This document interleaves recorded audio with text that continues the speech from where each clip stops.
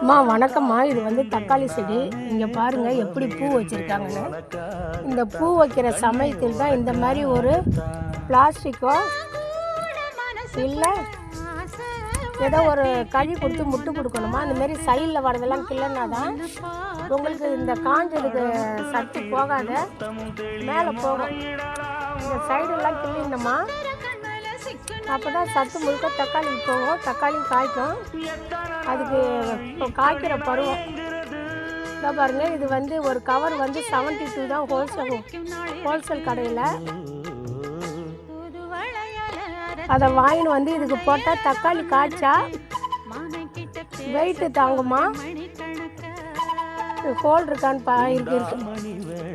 Weight தாண்டி கீழே சாயாது. அதனால் இந்த மாதிரி ஒரு டேக் ஒன்று போட்டுடணுமா. இந்த கீழே இருக்கிறதெல்லாம்